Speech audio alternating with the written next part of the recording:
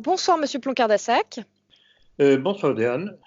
Bon, eh bien, nous sommes là de nouveau pour commenter l'actualité. Il y a pas mal de choses qui se sont rajoutées depuis samedi de la semaine dernière. Donc, je vous écoute. Oui, alors on continue sur cette épidémie de coronavirus. Y a-t-il, selon vous, une volonté de laisser se propager le virus? Je vais sans doute devoir me répéter. Encore une fois, est-ce de l'incompétence ou est-ce que c'est une volonté de laisser se propager cette infection? C'est même bizarre là. Et là, je vais encore devoir revenir sur les fameuses déclarations d'Agnès Buzyn parce que c'est tout de même le socle sur lequel on peut appuyer notre raisonnement et nos certitudes. Difficulté dans un monde comme le nôtre de fermer les frontières, ça n'est en réalité pas possible. Inquiet en termes d'épidémie en France? Je pense qu'il peut y avoir un cas, mais je pense qu'on va très rapidement le contenir. Il ne va pas y avoir une épidémie en France parce qu'on est justement préparé. Mais il peut y avoir un cas qui peut arriver, ça c'est possible. Oui, on a vu. C'est plutôt le moment de faire des bonnes affaires en bourse aujourd'hui. Nous n'avons jamais envisagé la fermeture totale parce qu'elle nous semble contre-productive. Quand vous fermez les écoles de tout un pays, ça signifie que vous paralysez en bonne partie ce pays. Le message pour les Français qui sont quand même très affolés par l'épidémie médiatique psychotique, c'est que c'est une infection réellement bénigne. On est parfaitement organisé dans les systèmes hospitaliers. D'arrivée, on ne va pas fermer toutes les écoles de France, comme quand il y a une épidémie de grippe en France, on ne ferme pas toutes les écoles de France. De personnes. Mais ils peuvent sortir pour aller faire leurs courses. Et franchement, s'ils peuvent sortir pour aller faire leurs courses ou pour faire une promenade, on ne voit pas pourquoi on leur dénierait le droit d'aller voter, ce qui est quand même... Vous êtes inquiet, vous, personnellement ? Non. Non, je suis absolument pas inquiet. Bon, c'est un virus de plus. On le dit souvent, c'est une forme de grippe. Je suis pas très inquiet parce que... La prise d'importation de cas depuis Wuhan est modérée. Il est maintenant pratiquement nul puisque la ville, vous le savez, est isolée.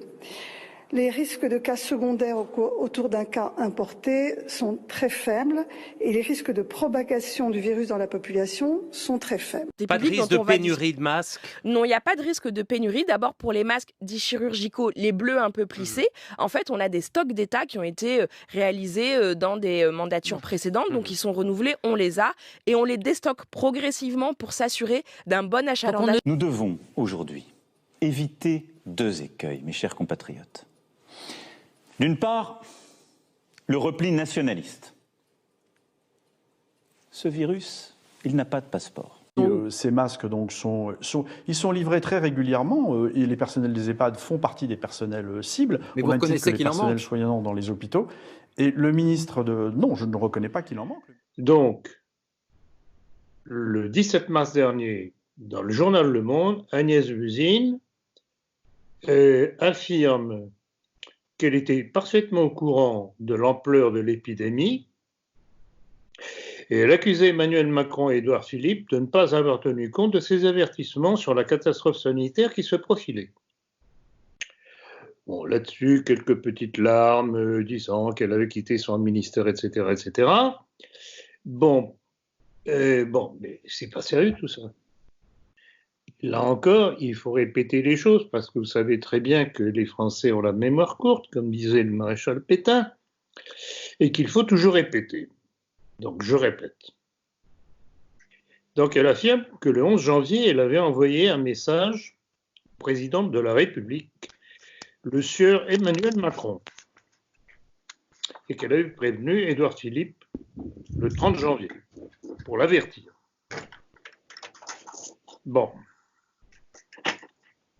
Mais alors, comment se fait-il que le 20 janvier, elle assurait le risque d'importation depuis Wuhan est quasi nul. Le risque de propagation du coronavirus dans la population est très faible. Alors, il y a tout de même une contradiction là-dedans. C'est tout de même bizarre.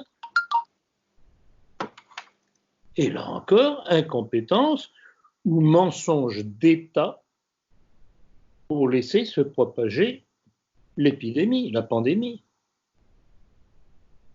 Et puis elle oublie aussi qu'elle est tout de même responsable de quelques petits détails, en passant l'envoi de notre stock de masques aux Chinois, le manque de gel désinfectant pour le personnel soignant dans les hôpitaux, l'insuffisance de tests de dépistage pour dépister l'infection, et le manque d'appareils respirateurs en sous-nombre dans nos hôpitaux aussi. Alors, c'est quoi ça? Là encore, incompétence, ou est-ce que c'est une volonté qu'il y a derrière? Et puis surtout, il ne faudrait pas oublier qu'avant que n'éclate cette pandémie, les hôpitaux étaient en grève, du haut en bas de la hiérarchie, des professeurs jusqu'au personnel soignant. Parce qu'elles ne voulaient pas donner ce que réclamaient tous ces professionnels de la santé, c'est-à-dire des moyens humains. Et si aujourd'hui on vient nous dire qu'il n'y a pas assez de personnel qualifié pour s'occuper des respirateurs et autres appareils techniques, eh bien, c'est parce qu'il n'y a pas eu, ou il n'y a pas aujourd'hui, le personnel humain que le personnel hospitalier lui réclamait à corps et cri depuis près d'1 an. Alors vous appelez ça comment? Oui, il y a une volonté de ne pas agir, ou plutôt un retard de réaction qui est plutôt suspect. Ben, c'est le moins qu'on puisse dire que c'est plus que suspect. Ou alors vraiment, ces gens qui nous gouvernent sont des idiots, mais à une puissance, mais c'est invraisemblable cette citation. C'est invraisemblable.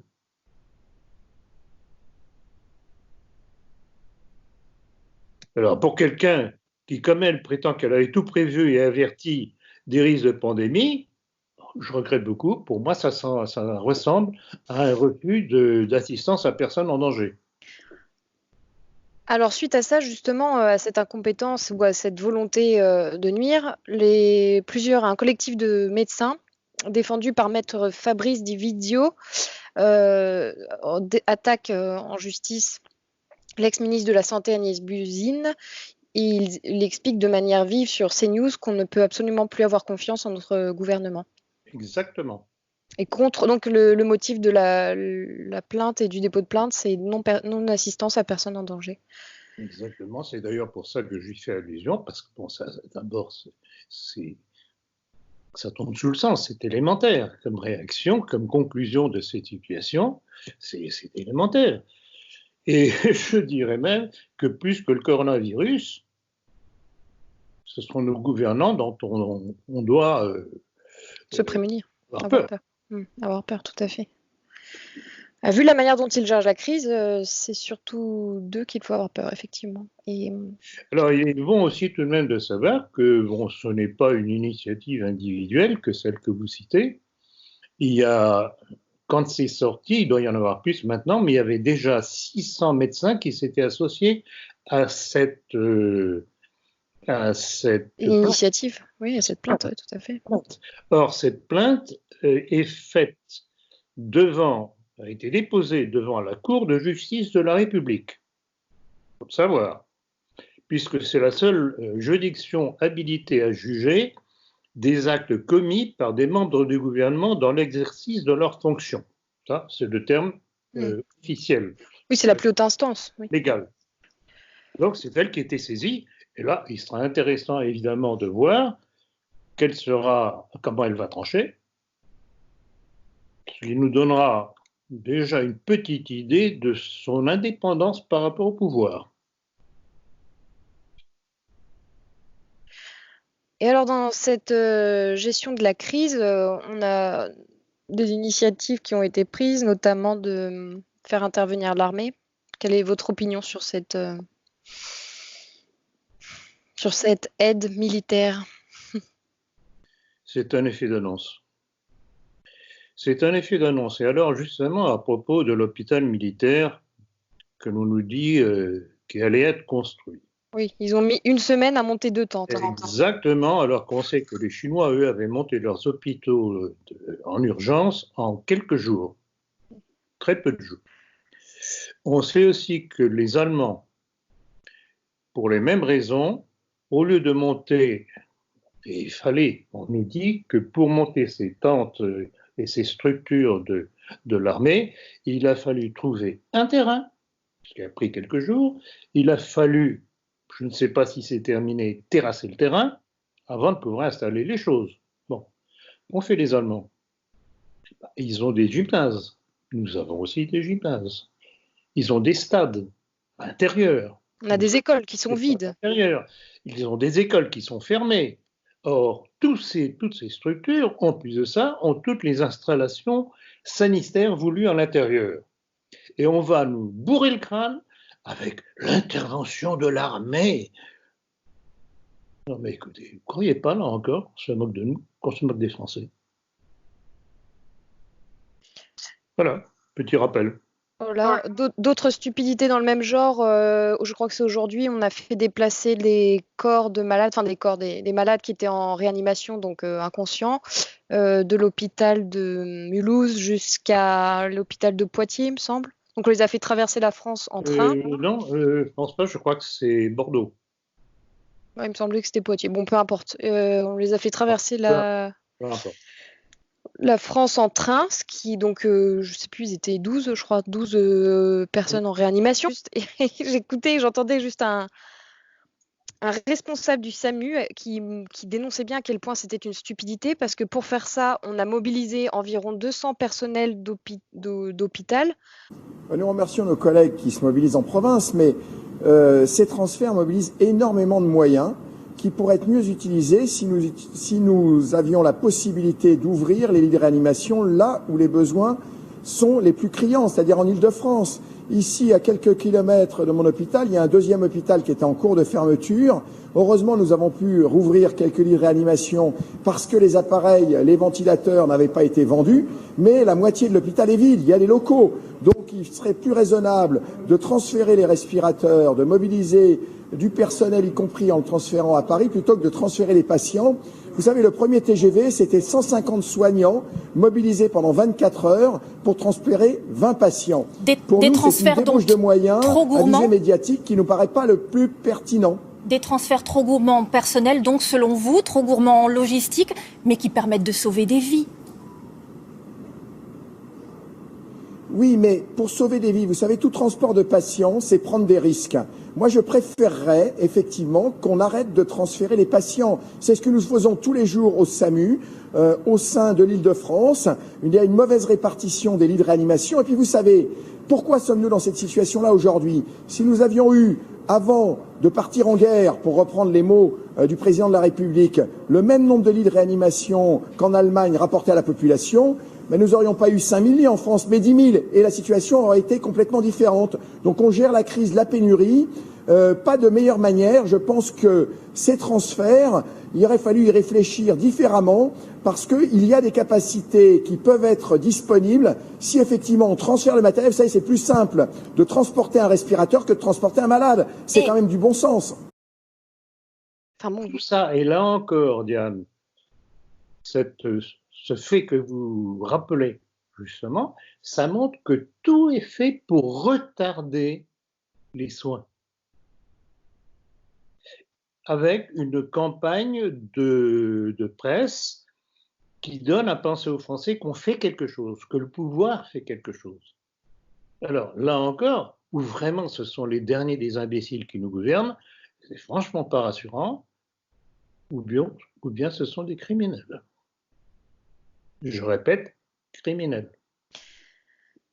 Alors, j'ai l'impression tout de même que les Français commencent à ouvrir les yeux et bon, comme je vous parlais notamment de ce responsable du SAMU, bon, le personnel compétent, eux, eh bien, n'est pas dupe et il voit bien la stupidité de ce type d'action.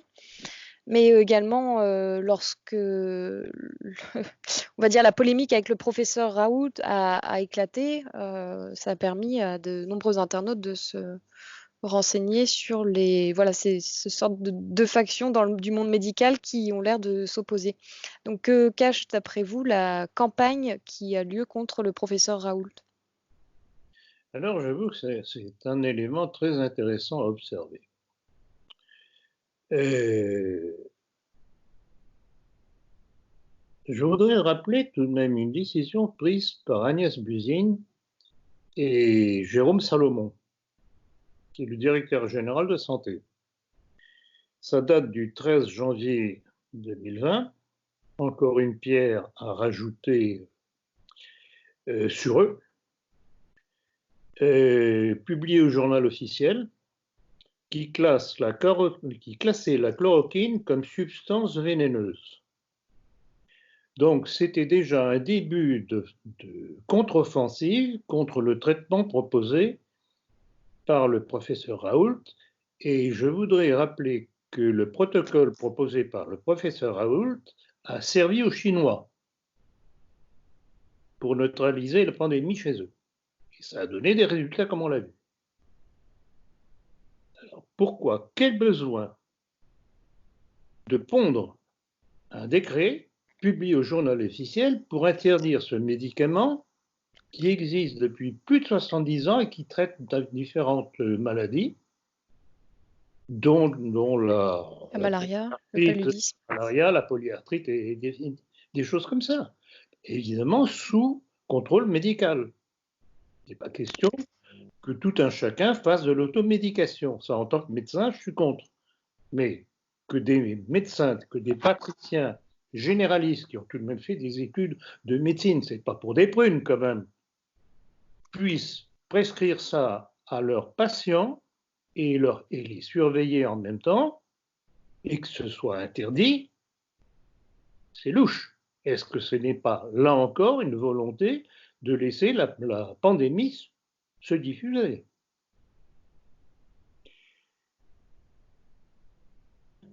Et alors, il y a des mensonges aussi, parce que je vois différents intervenants, que ce soit LCI, que ce soit BFM TV, etc., ou ailleurs, dire que, et là c'est contre toute vérité, que ça n'a pas donné de résultat en Chine, alors que c'est le contraire. Donc on est dans le mensonge constant et répétitif de ces gens-là. Il y a aussi une chose sur laquelle je voudrais m'attarder, c'est que très rapidement, les travaux du professeur Raoult ont été traités de fake news sur le site du ministère de la Santé, donc du fait de Madame Agnès Buzyn. Je me demande pourquoi je dis encore Madame. Elle ne mérite pas ce terme. C'est un terme respectueux en général.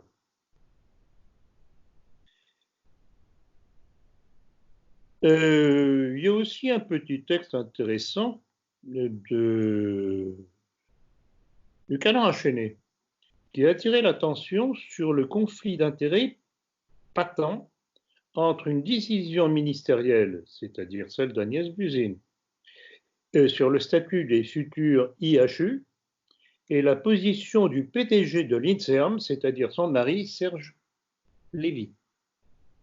Donc vous voyez tout ce qu'il y a derrière tout ça, des conflits d'intérêts.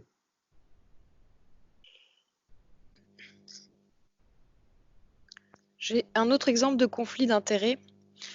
Sur France 2, une certaine Karine Lacombe a eu un temps de parole pour dire « Ce qui se passe à Marseille est absolument scandaleux, c'est en dehors de toute démarche éthique ». Bon bref, son propos visait à dénigrer la chloroquine et le professeur Raoult.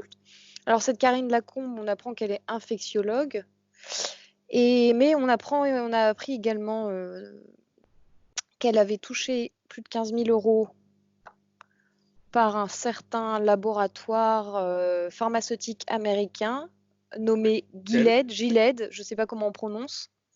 Ah oui, oui, je vois. Oui. Et quand on tape Gilead sur Internet, curieusement sur Wikipédia, ça nous ramène à Gilead, surtout pour les anglo-saxons, ou Gilead, parfois utilisé à la place de Galahad. Donc Gilead en hébreu est le nom de 3 personnes et de 2 endroits dans la Bible. Donc cette personne-là est financée par un laboratoire pharmaceutique américain au nom plus que douteux. Je dirais révélateur. Révélateur, oui. Révélateur. Bibliquement révélateur. Bibliquement, oui. Alors, je voudrais signaler aussi une chose, parce que ça a sa petite importance tout de même pour comprendre cette campagne de dénigrement envers le professeur Raoult, y compris dans certains de nos milieux, à commencer par Panamza. Oui. J'avoue que j'ai été très surpris quand j'ai lu ça. Il faudrait savoir, bon, alors, on accuse professeur Raoult d'être d'origine juive. Non, pas lui, mais d'être marié à une juive. Non, d'être d'origine juive et d'avoir épousé une juive. Les deux. Oui, j'ai vu. Bon.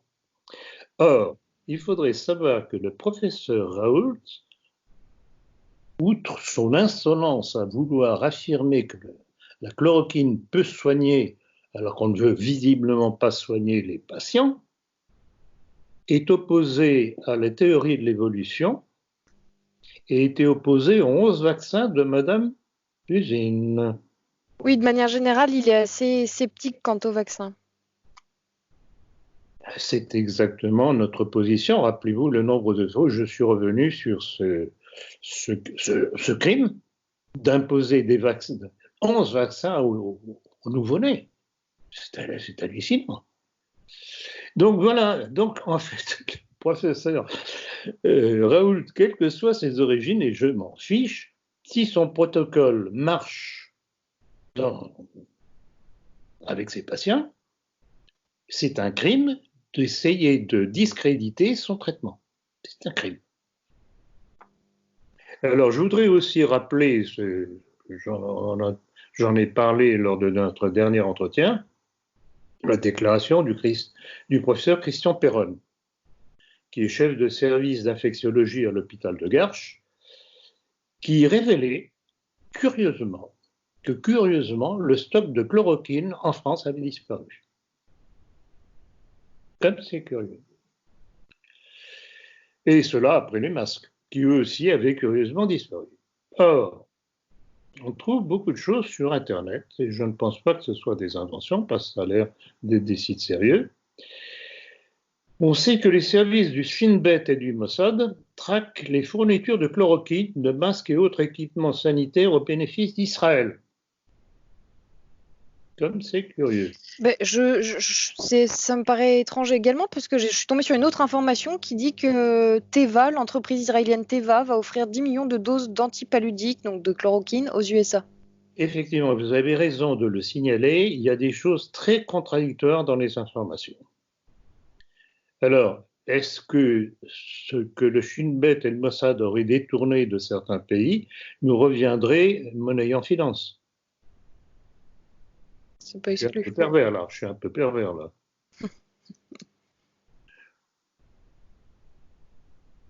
Alors, autre chose aussi qu'il faut souligner. Comment se fait-il que, alors que Emmanuel Macron et Édouard Philippe interdisent la vente de la chloroquine et la prescription aux malades par des médecins, par des généralistes, ils laissent Sanofi, le laboratoire français, vendre la chloroquine au Maroc. Alors, si c'est bon pour les Marocains, pourquoi ce ne serait pas bon pour nous? Ou alors ils veulent éliminer les Marocains? Non mais, il faut être sérieux quand même. Préférence étrangère. Non mais, est-ce que vous vous rendez compte de ce tissu de contradictions qui montre la crapulerie de ceux qui nous gouvernent? Est-ce que je parle assez clairement?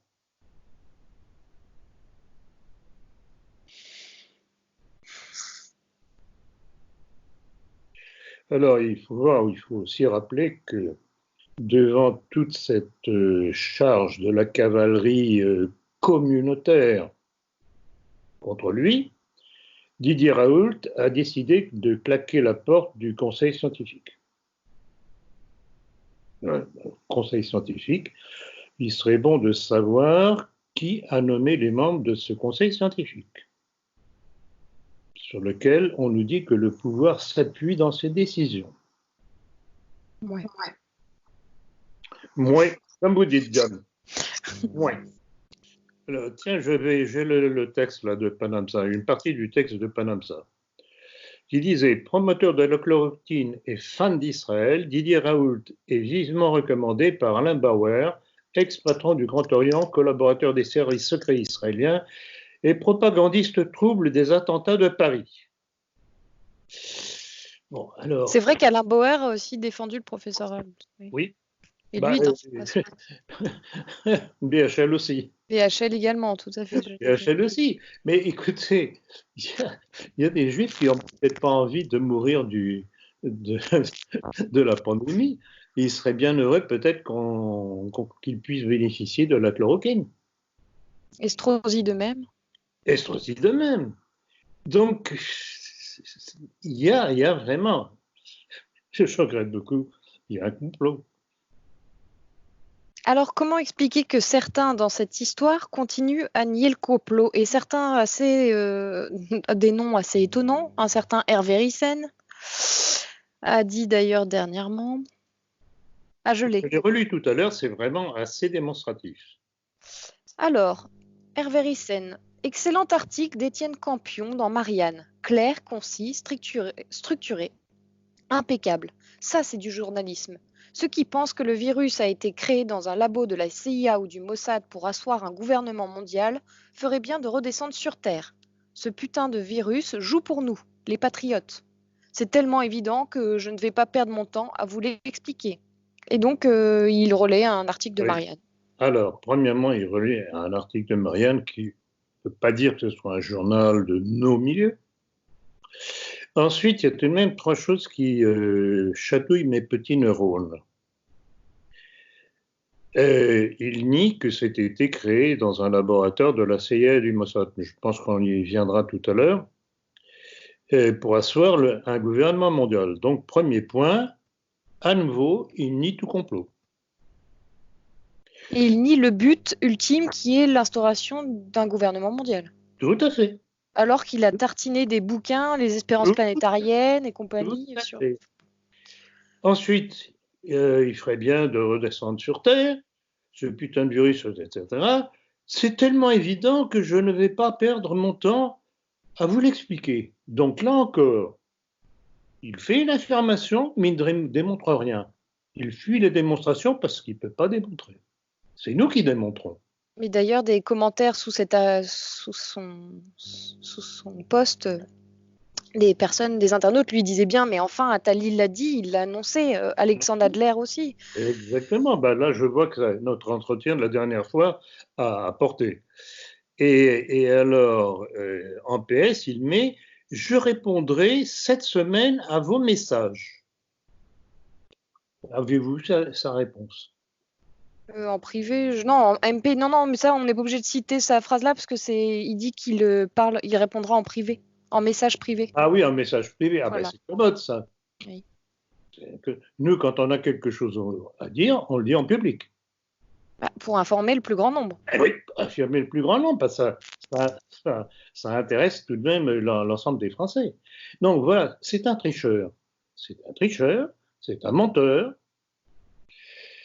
et je dirais c'est un traître.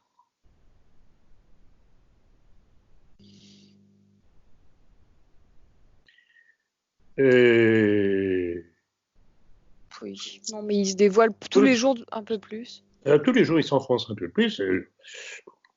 Vous comprenez pourquoi il a piqué une crise contre moi avec toutes les menaces, insultes, menaces de mort, y compris contre mes collaborateurs et vous-même, quand j'ai démontré ce qu'il y avait derrière son ralliement à Zemmour. Tout est là. J'ai chatouillé un certain monde et qui n'a pas aimé que je mette le projecteur dessus. Alors, oui, pour revenir un petit peu donc à cette mauvaise gestion de la crise, on a aussi appris que l'État refusait à des entreprises de fabriquer des respirateurs, mais aussi des tests et également des masques. Bon, bref, tout ce qui permettrait un peu de sauver la situation. Tout à fait. À la fois non seulement de sauver des patients, mais aussi de faire marcher l'industrie française. L'industrie, bien sûr. Donc, on va les acheter où? En Israël? Non, mais tout ça est cousu de fil blanc. Si les Français ne voient pas qu'ils sont gouvernés par des gens qui veulent leur mort, je pèse. Bon, ils n'ont plus qu'à mourir. Alors, pourquoi l'Italie est-elle, selon vous, si touchée? Plus qu'aucun autre pays, d'ailleurs, d'après les chiffres annoncés. L'Italie, également l'Iran. Alors, c'est intéressant, effectivement, d'autant qu'on en a parlé la dernière fois. Et j'avais dit, c'était quoi oui, on l'a enregistré le 21, vous l'avez, oui, il y a une semaine environ. J'avais dit que je ne m'expliquais pas pourquoi le nord de l'Italie, qui est la partie la plus industrialisée, la mieux équipée, etc., avait pu être atteint dans ces proportions absolument hallucinantes, quand on voit le nombre de morts qu'il y a eu. Et j'ai découvert une information qui, à mon avis, explique la chose. C'est une information qui part de milieux médicaux italiens, du nord de l'Italie, qui rappelle une chose. Alors, je ne sais pas si ça a été occulté dans nos médias ou pas, mais ça peut expliquer parfaitement la situation en Italie. Il y a eu, suite à l'arrivée de migrants, des cas assez nombreux, semble-t-il, de méningite.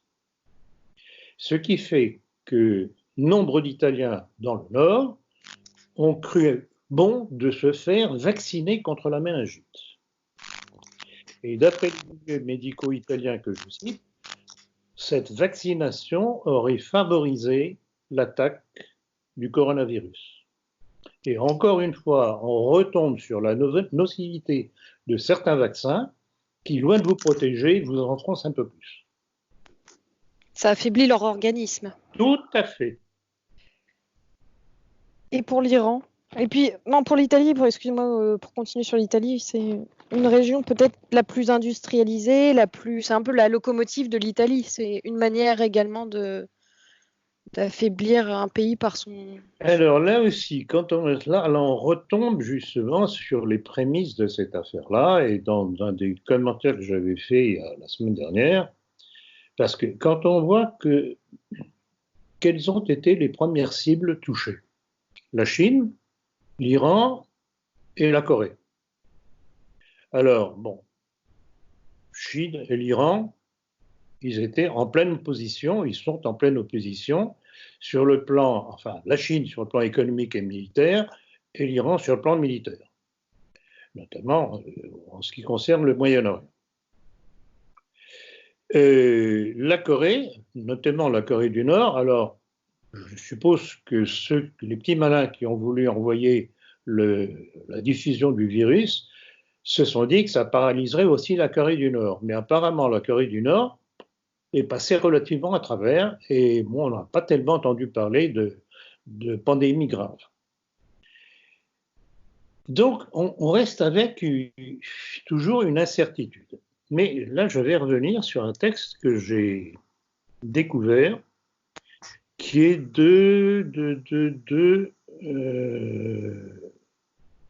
Global Research. C'est un site canadien qui accuse carrément les États-Unis d'avoir diffusé la pandémie. Oui, il y a certaines rumeurs qui disent que le patient zéro, finalement, serait un soldat américain. Oui, alors là, c'est une autre hypothèse qui vaut ce qu'elle vaut. Elle ne me satisfait pas tellement parce que ce serait à l'occasion de jeux militaires internationaux qui auraient eu lieu à Wuhan que des militaires américains infectés auraient transmis ça à la population chinoise. Moi, je pense que c'est plutôt une main qui l'a volontairement importé.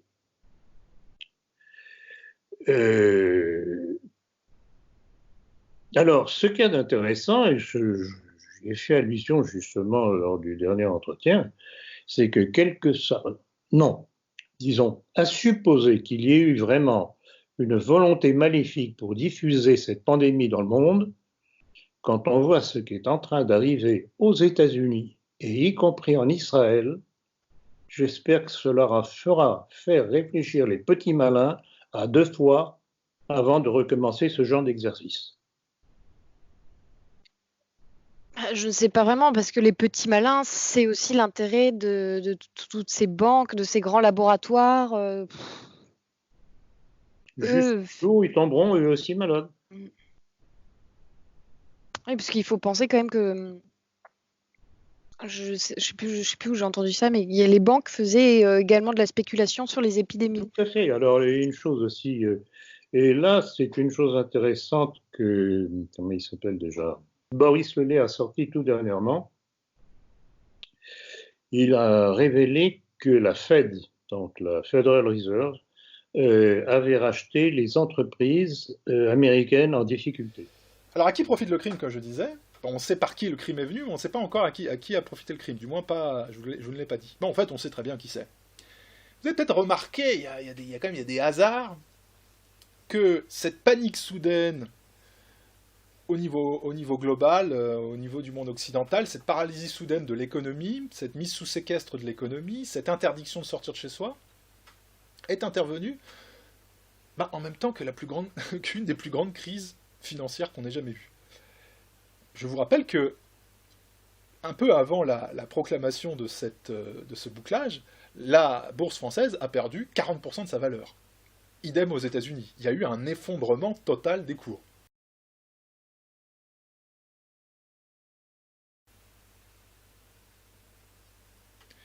Effondrement qui succédait, à quelques semaines près, l'effondrement des cours du brut, cours pétrolier. L'économie mondiale était en train d'entrer en récession, et en fait bien plus.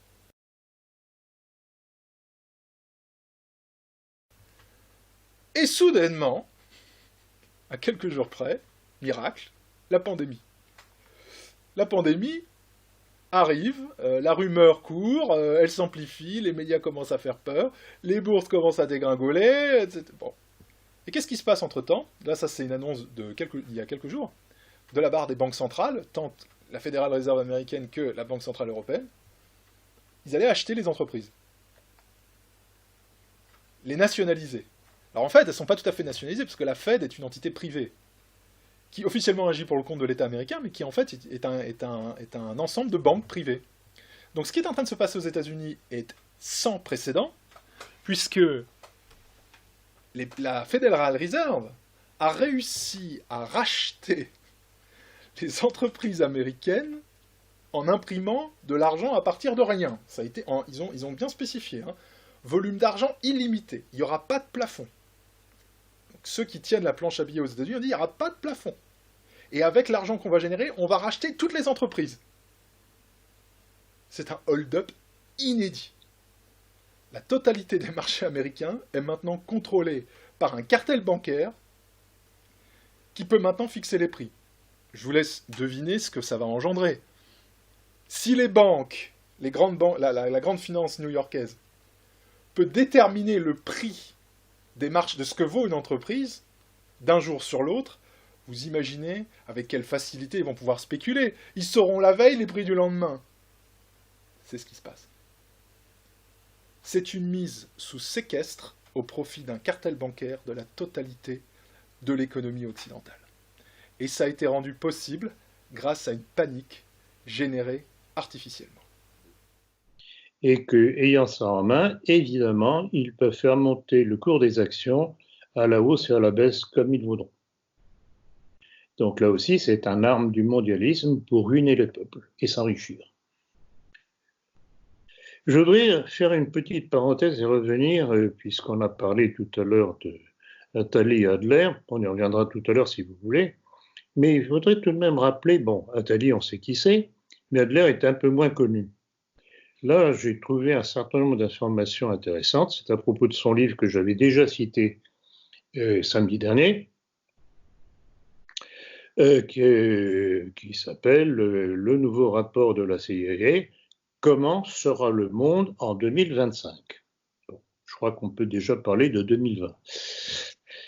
Et alors, il faut savoir qu'il est franc-maçon de la Grande Loge nationale de France, et qu'il est administrateur de l'Union libérale israélite de France. Il a été conseiller de Roger Kuckerman lorsque celui-ci était président du CRIF. Et il a participé à une réunion du très mondialiste Bilderberg en 2003. Il est aussi un ami personnel de Henry Kissinger, et je voudrais rappeler que Kissinger fut avec Zbigniew Brzezinski le fondateur de la trilatérale. Donc vous voyez, c'est tout le dessein du complot mondialiste qui est là, que nie ce pauvre Hervé Ryssen. Donc voilà, encore des éléments à apporter au dossier d'accusation. Et d'ailleurs, même le professeur Raoult est un petit peu complotiste. Je suis là devant une de ses citations. C'est assez long, mais je sais pas, je peux peut-être la citer. Oui. Le risque que le coronavirus chinois change les statistiques de mortalité française ou mondiale est nul. Il y a dans cette disproportion entre réalité et bruit plusieurs éléments. La peur des maladies nouvelles, l'intérêt des laboratoires qui vendent des antiviraux, l'intérêt, il a mis entre parenthèses, Gilead fait une progression boursière spectaculaire. L'intérêt de ceux qui produisent des vaccins par précaution, bien que l'on ne sache pas si la maladie sera encore là dans un an. De ceux qui sont heureux d'être sur un plateau de télévision comme experts virtuels, de ceux qui font de l'audimat sur la peur et de ceux qui se voient en sauveurs providentiels. Cet événement aura confirmé pour moi qu'il y a plus de vérité dans les réseaux sociaux et que la labellisation fake news est parfois l'arme désespérée de certains médias pour continuer à exister. Une de mes vidéos a temporairement été étiquetée fake news par le détecteur du journal Le Monde ainsi que par le ministère de la Santé.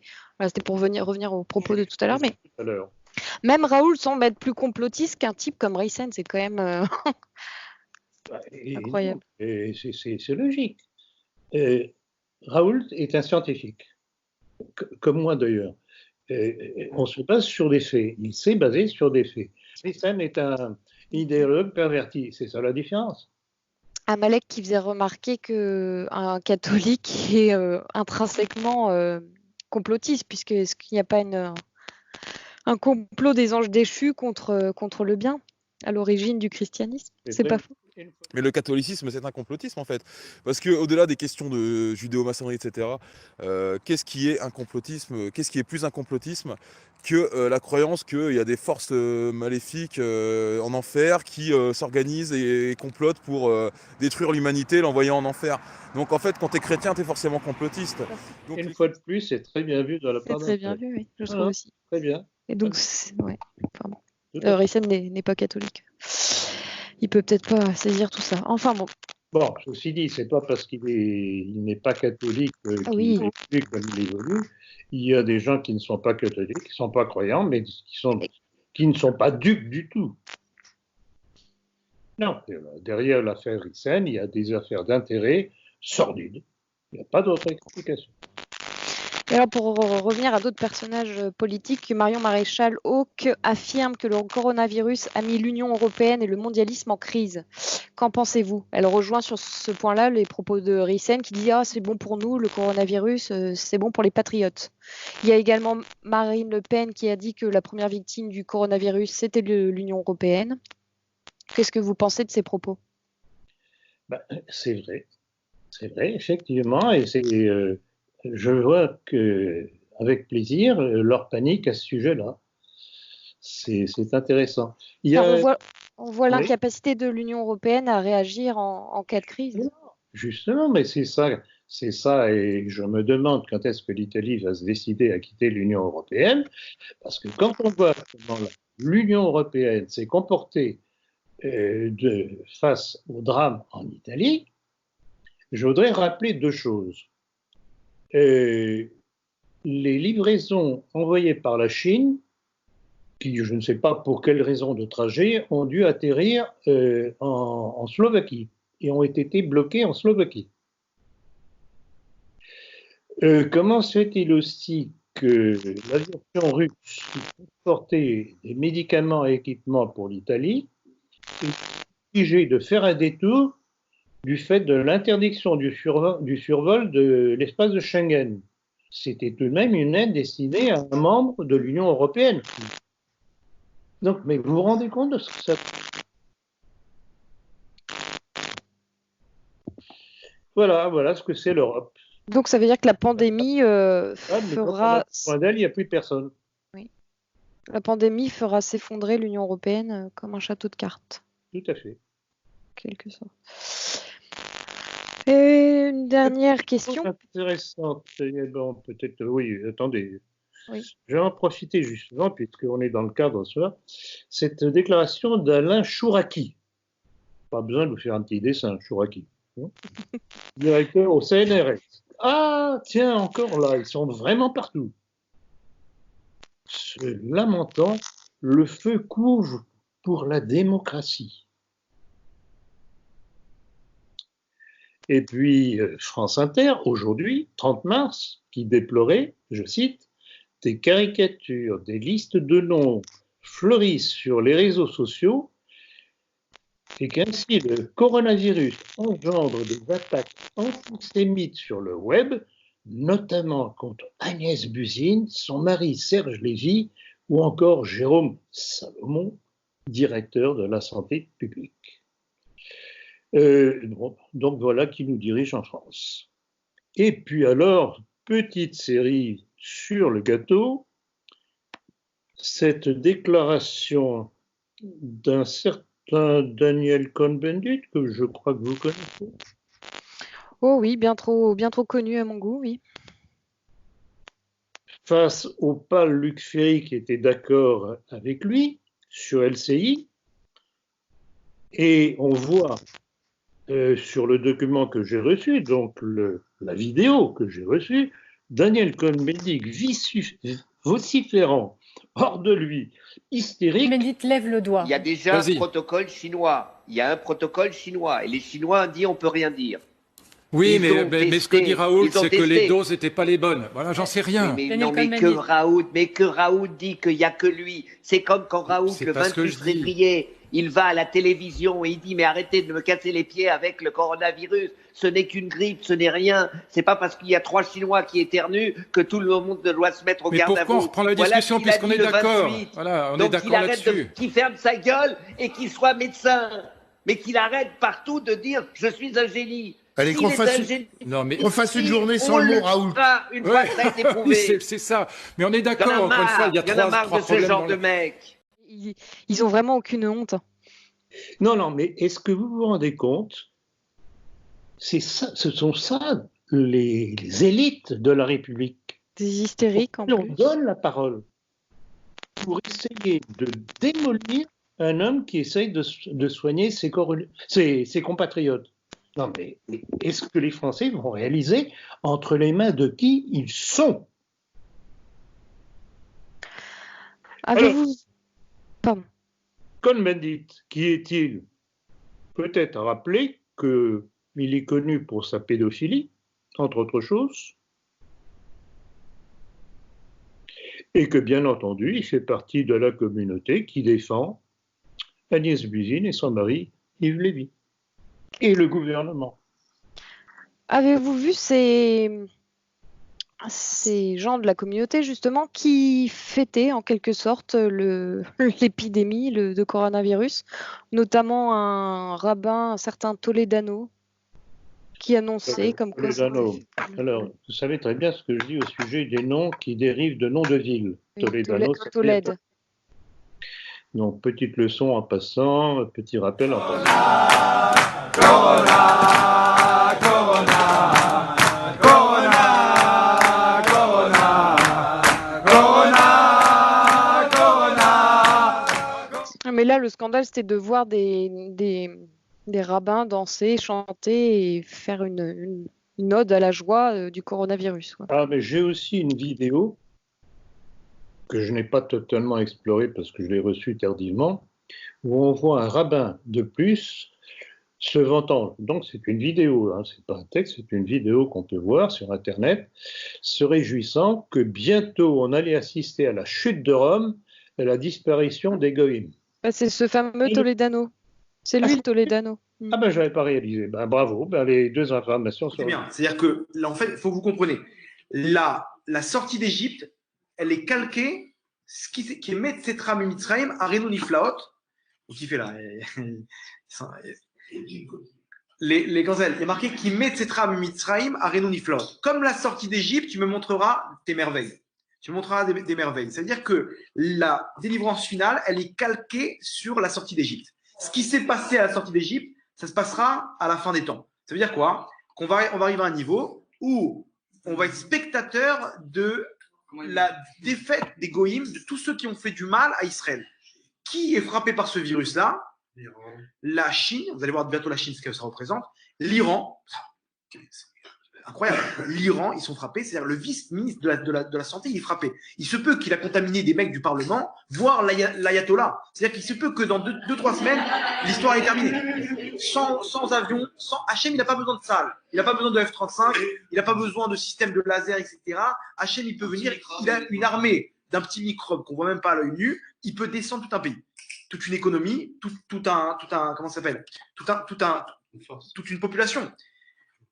Troisième pays le plus touché, Corée du Sud, vous allez voir, ça rentre dans le groupe de la Chine. Troisième pays le plus touché, l'Italie. Quel rapport l'Italie? Alors, faut savoir qu'en Italie, les forces du mal, elles sont générées en Italie. Le Vatican et toute la Vodazara, ils sont en Italie. Vous savez que les ustensiles du Beth Amikdash, une partie des ustensiles, ils sont cachés dans les caves du Vatican. Les écrits, des écrits du Rambam, du Harizal, etc. Ils sont là-bas dans la bibliothèque du Vatican. Ils ont tout caché, les trucs, des secrets de la Torah incroyables que j'ai aujourd'hui. Rien du tout. De quoi on parle? Le juif qui voit, il n'est pas assez. Voilà, Minashamay, parce qu'aujourd'hui, ils auraient fait un musée de ces ustensiles-là. Ils auraient fait un musée aujourd'hui de la Menorah, etc. Badaï que c'est Minashamay, mais techniquement, il y a des forces du bien qui sont capturées au cœur même de la Touma et de la Vodazara qui est représentée par le Vatican. Donc, Hachem Itapou, en Italie, au nord de l'Italie, où il y a le Vatican. C'est-à-dire qu'il se peut que... Voilà. Bon, eh bien, vous vouliez poser une question? Oui, une dernière question. Que faire et que feriez-vous si vous étiez au pouvoir?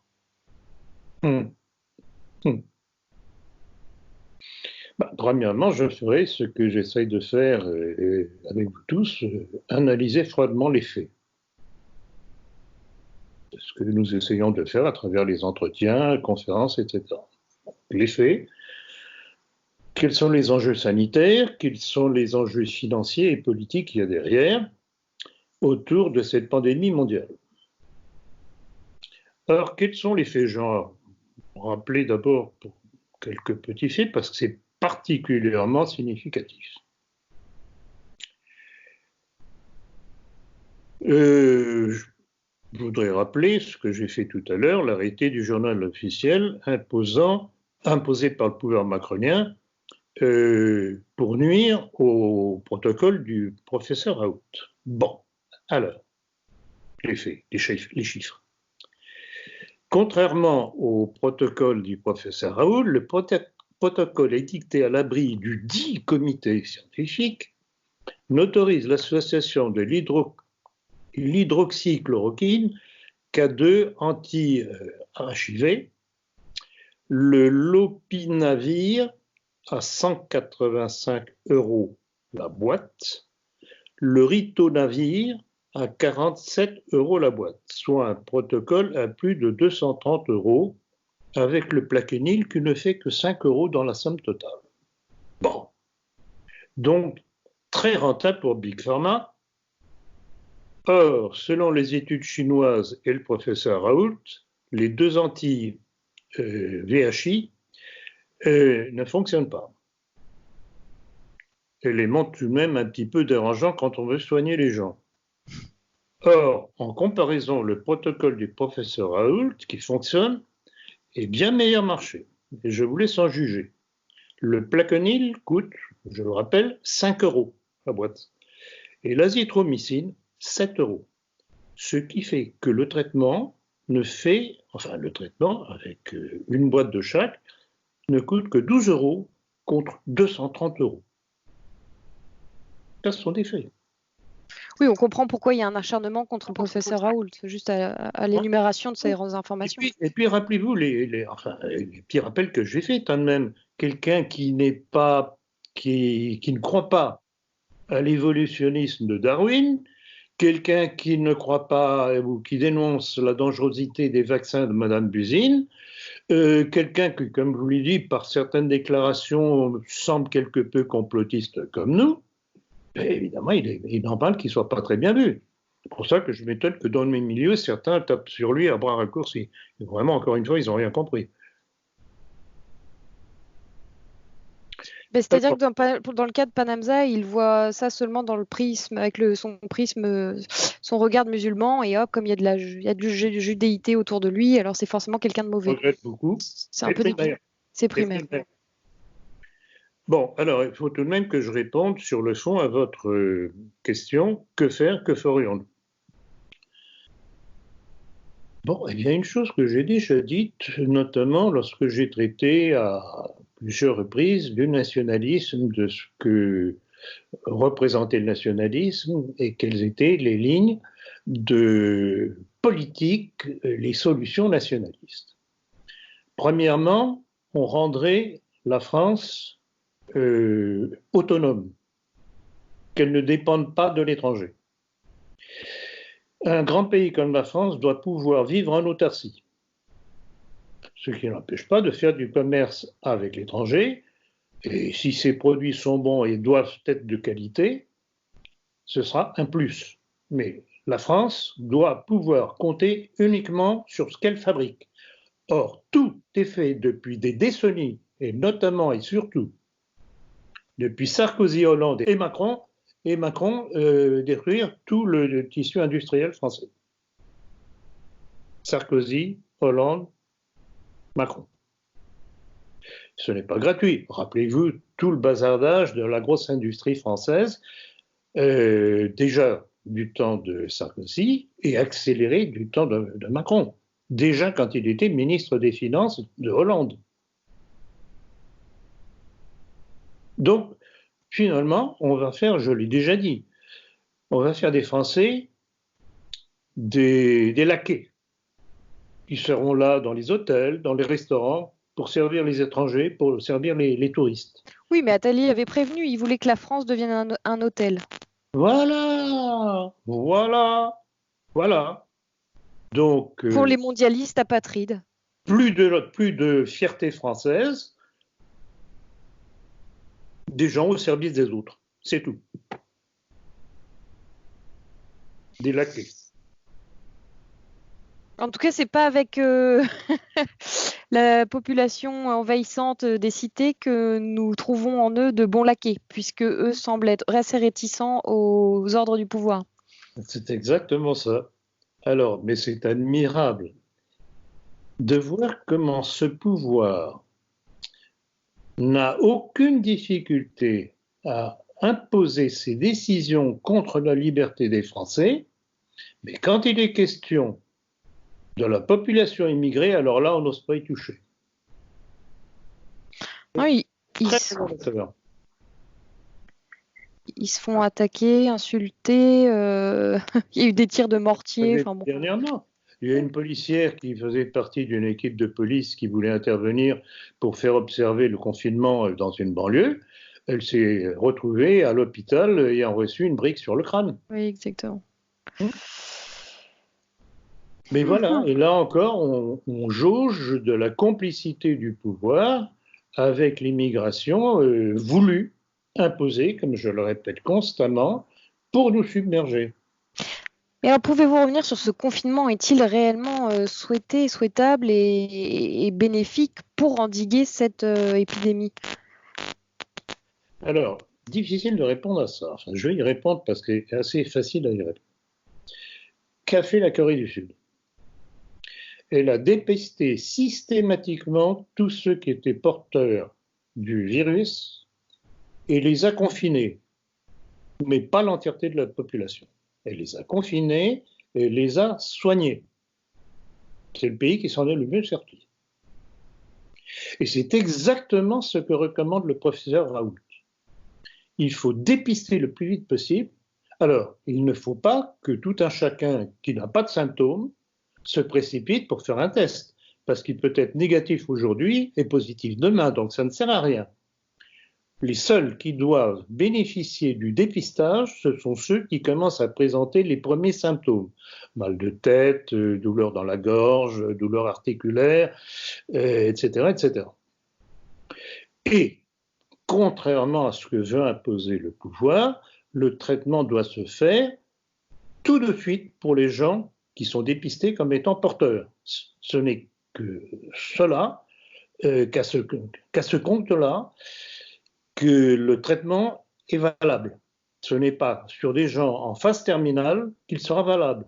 Parce qu'en fait, comme veut le faire croire le pouvoir, qu'en fait il ne faut réserver le traitement à l'hydroxychloroquine aux patients en stade terminal, eh bien, comme ça ne va pas marcher parce que c'est trop tard, ça permettra au comité scientifique de dire, vous voyez, le protocole du professeur Raoult ne marche pas.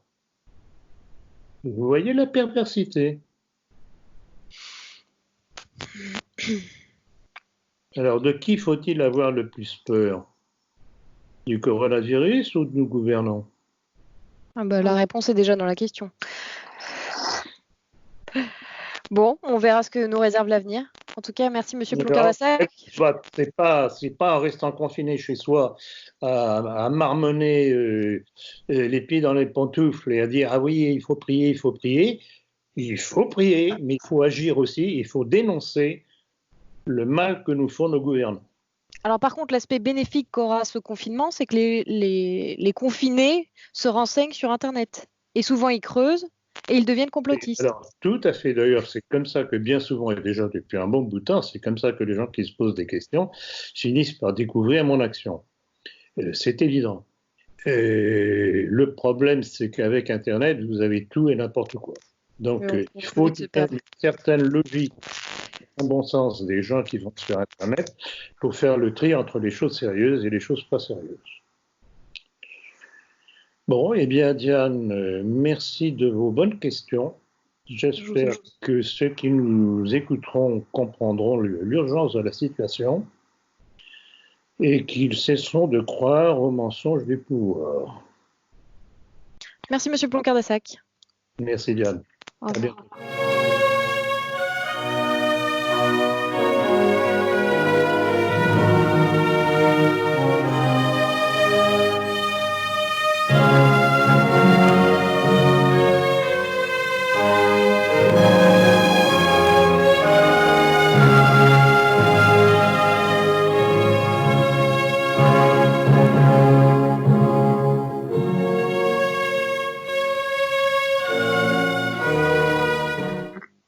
Mais il y a une chose qui me frappe, je ne sais pas si on est hors antenne ou pas, mais une chose qui me frappe parce que je regarde quasiment tous les bulletins.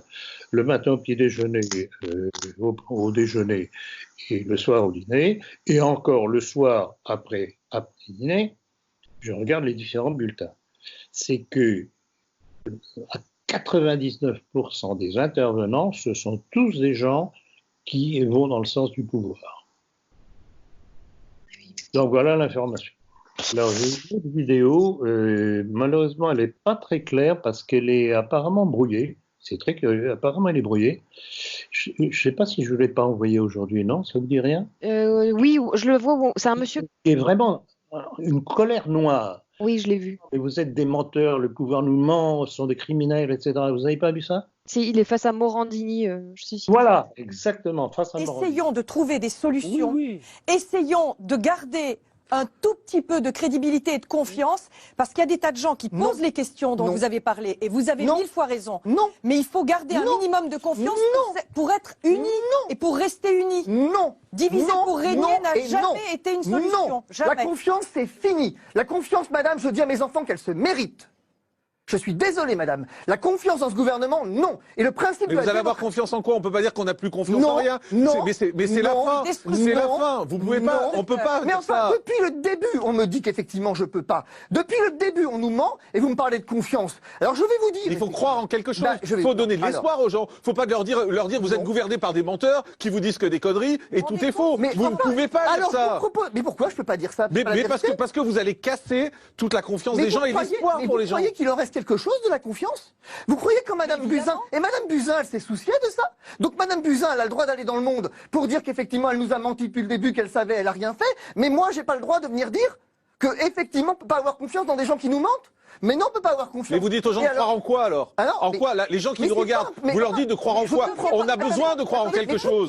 Mais croyez en Dieu si vous voulez, mais c'est pas un problème de foi. Je ne crois en rien, moi. C'est pas un problème de croire. On croit que quelqu'un va nous aider dans cette affaire. On peut croire en la médecine, on peut croire aux médecins, on peut croire. Excusez-moi, il faut croire. Excusez-moi parce que j'ai pas eu le réflexe de vous répondre précisément sur ce point. Mais moi, je sais en quoi croire. Dans les recommandations de l'OMS. Test. Test. Oui, mais on les a pas. Je veux bien, mais on les a pas.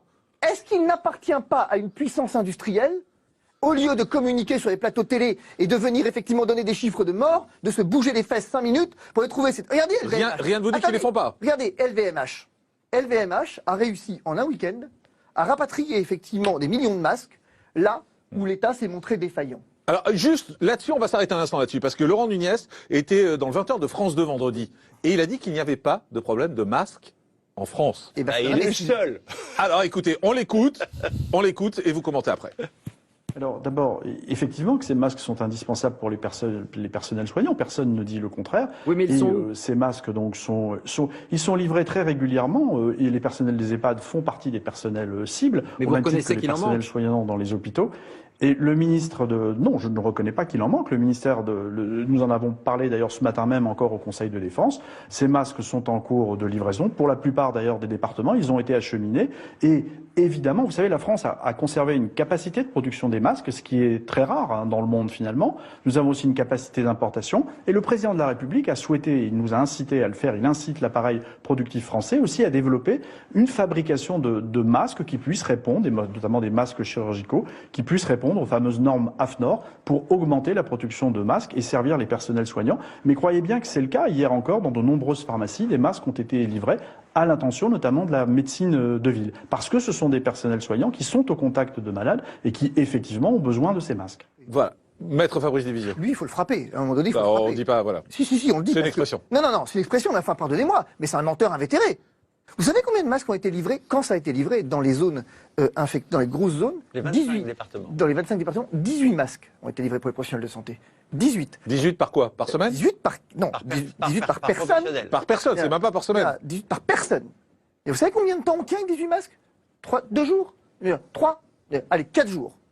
Alors qu'on ne vienne pas me dire qu'effectivement ces masques... Et puis, de toute façon, écoutez-moi, il n'y a pas... Mais vous l'avez entendu, il le dit clairement. Non, mais le ministre de la Santé dit autre chose. Enfin, je veux dire, qui encore aujourd'hui, il n'y a plus de débat sur les masques, enfin, pardonnez-moi, mais... La preuve que oui, puisque ça c'était vendredi, c'était pas il y a 15 jours cet extrait, c'était vendredi soir aux 20h. Le ministre de la Santé a reconnu qu'effectivement on avait un problème de masques, il dit qu'ils n'ont pas été commandés ces masques, donc ils peuvent pas être là, ils n'ont pas été commandés. Moi ça fait 1 mois et demi que je le dis, je veux dire, donc voilà, et ça fait 1 mois et demi qu'on a essayé d'enrober ça de considérations scientifiques. Rappelez-vous, hein, quand je vous disais qu'il fallait les FFP2, qu'est-ce qu'a répondu le ministre? Non, mais scientifiquement, on a une étude qui montre... Finalement, il dit plus ça aujourd'hui. Hein. Oui, maintenant, les gens sont sceptiques. Hein, enfin, ce qu'on leur dit, ils ne gobent plus.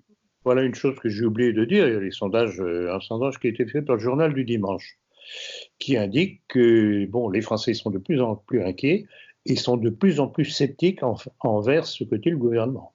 Oui, alors voilà, c'est le personne qui s'énerve chez Morandini, c'est l'avocat des professionnels de santé.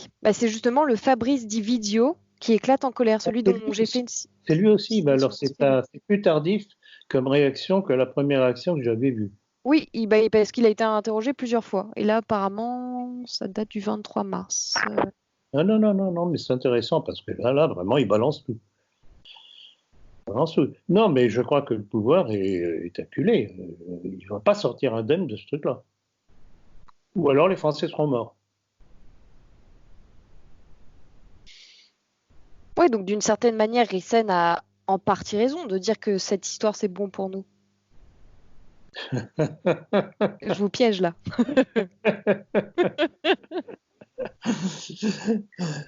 Oui, il ne se rend pas compte qu'il se contredit totalement parce que, d'accord, c'est bon pour nous. Effectivement, j'espère que ça va être bon pour nous. Oui. Mais pour que ce soit bon pour nous, il faut que ça détruise le complot mondialiste qu'il nie. Ce qui n'est pas le cas.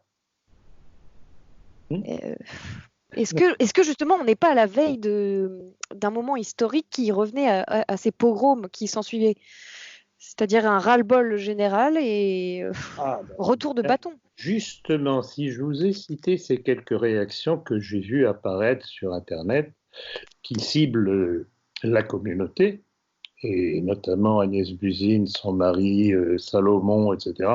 Quand on regarde la plupart des noms de notre service de santé, on retrouve les mêmes. La même communauté. Et il est évident que les Français se disent, mais en fait, ces gens-là, au lieu de nous soigner, ils nous empoisonnent.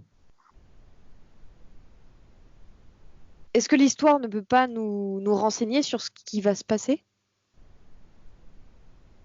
Vous connaissez la vieille formule, les mêmes causes produisent toujours les mêmes effets.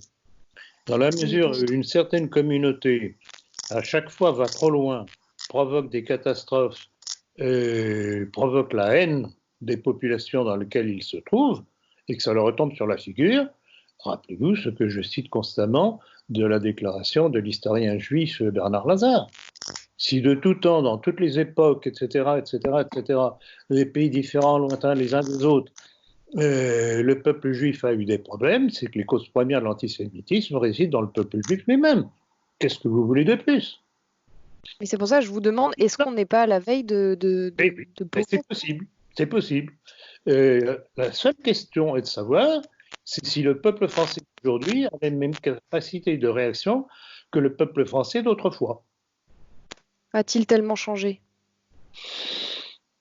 N'oubliez pas que l'école républicaine et tout ce que cela comporte est passé par là, et que quand on voit l'abêtissement général des Français, y compris dans nos milieux, je ne dirais pas que le pire est à craindre, mais on peut tout de même le craindre. Donc c'est incertain, oui. On verra. Tout ce qu'on fait, on est comme on appelle ça des semeurs d'alerte. Attention, voilà ce qui se prépare, voilà ce que ceux qui sont en face veulent préparer. C'est tout de même pas par hasard si Attali, Adler et d'autres, appuyés par les Sarkozy, Macron et compagnie, annoncent ce qu'ils veulent faire. Quand Sarkozy disait nous irons vers le gouvernement mondial que les Français le veuillent ou pas, etc., on y est là. C'est de force. Tout à fait, et il s'appuyait sur la déclaration d'Attali et de Adler. Et alors j'ai entendu des personnes qui citaient Adler ou d'autres, mais en disant oui, eux avaient prévu qu'il y aurait effectivement une épidémie et qu'on ne serait pas prêt, mais pas dans le sens critique, en disant il l'avait annoncé dans une manière prophétique. Dans les bonnes pages de son livre que j'ai pu consulter, il est question de gouvernance mondiale. Oui, d'accord, ça je suis tout à fait d'accord. Mais donc certaines personnes ont oui dire de ces propos qui ont été tenus par des spécialistes et qu'est-ce qu'ils sont intelligents, ils avaient prévu qu'effectivement il y aurait une épidémie et qu'on ne serait pas prêt. Point. Mais ils ne voient pas la nocivité ils ont créé ce qu'ils avaient prévu. Oui, tout à fait. Donc voilà, d'où encore la bêtise. D'où l'abêtissement des peuples.